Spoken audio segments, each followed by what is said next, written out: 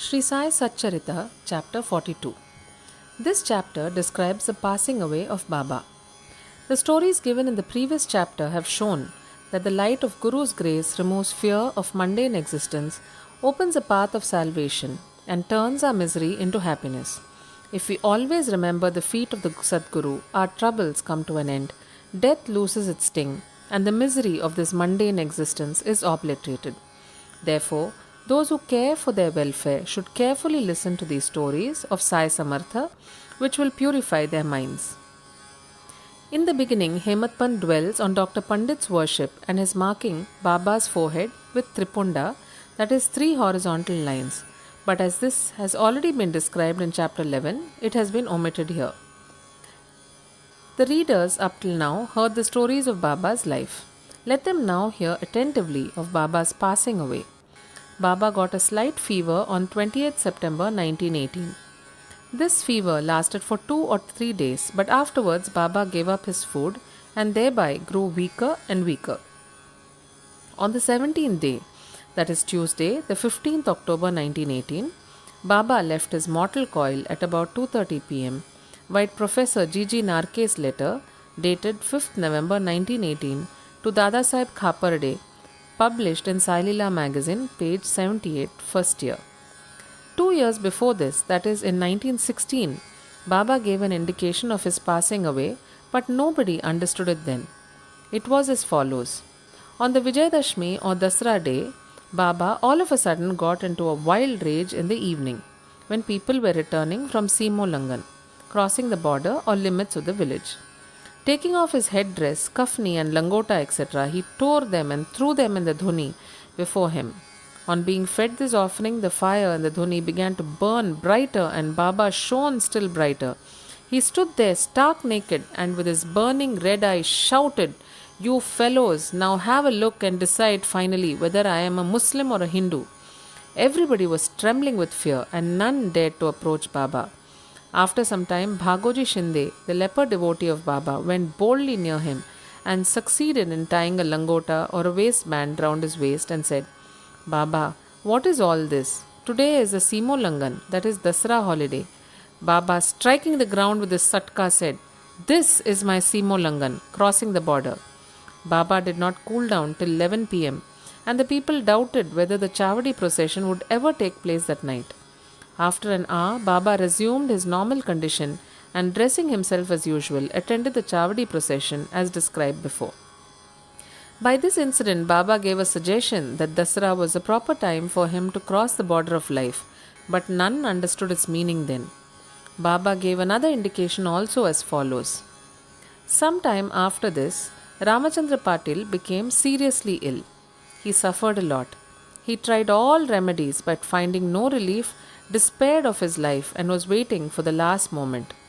Then one midnight, Baba suddenly stood near his bed. Patil held his feet and said, "I have lost all hopes of life. Please tell me definitely when I shall die." Merciful Baba said, "Don't be anxious. Your hundi or death warrant has been withdrawn and you will soon recover. But I am afraid of Tatya Patil. He will pass on Vijayadashmi day of Shaka 1840, that is 1918 AD. Do not divulge this to anybody nor to him, for he will be terribly frightened."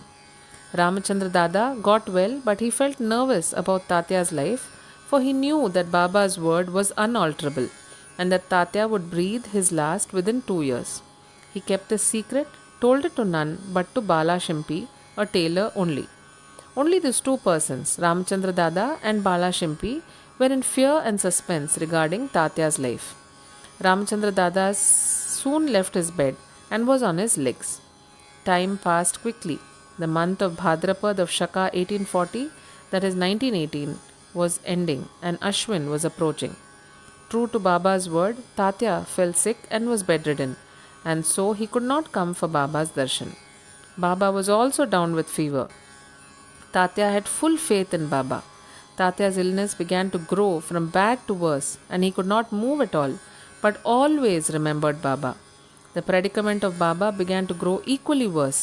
The day predicted, that is Vijayadashmi, was impending, and both Ramchandra Dada and Bala Shimpi were terribly frightened about Tatya, and their bodies trembling and perspiring with fear, thought that as predicted by Baba, Tatya's end was near. Vijayadashmi dawned, and Tatya's pulse began to beat very slow, and he was expected to pass away shortly. But a curious thing happened. Tatya remained. His death was averted, and Baba passed away instead. It seemed as if there was an exchange. People said that Baba gave up his life for Tatya. Why he did so, he alone knows, as his ways are inscrutable.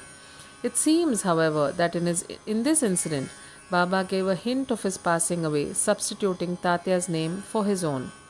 Next morning, that is 16th October, Baba appeared to Das Ganu at Pandharpur in his dream and said to him, "The masjid collapsed. All the oilmen and grocers of Shirdi harassed me a lot, so I leave the place. I therefore came to inform you here. Go there quickly and cover me with bakkal flowers." Das Ganu got the information also from Shirdi letters. So he came to Shirdi with his disciples and started bhajan and kirtan and sang the Lord's name throughout the day before Baba's samadhi. Himself weaving a beautiful garland of Lord Hari's name, he placed it on Baba's samadhi and gave a mass feeding in Baba's name. Dasra or Vijayadashmi is regarded by all Hindus as a most auspicious time, and it is befitting that Baba should choose this time for his crossing the borderline. He was ailing some days before this, but he was ever conscious internally. Just before the last moment, he sat up without anybody's aid and looked better. People thought that the danger had passed off and he was getting well. He knew that he was to pass away soon, and therefore he wanted to give some money as charity to Lakshmi Bai Shinde. This Lakshmi Bai Shinde was a good and well-to-do woman. She was serving in the masjid day and night, except Bhagat Malsapati, Tatya and Lakshmi Bai. None was allowed to step in the masjid at night. Once, while Baba was sitting in the masjid with Tatya in the evening, Lakshmi Bai came and saluted Baba. Baba said to her, "Oh Lakshmi, I am very hungry." Off she went, saying, "Baba, wait a bit, I return immediately with bread." She did return with bread and vegetables and placed the same before Baba. He took it and gave it to a dog. Lakshmi Bai then asked, "What is this, Baba?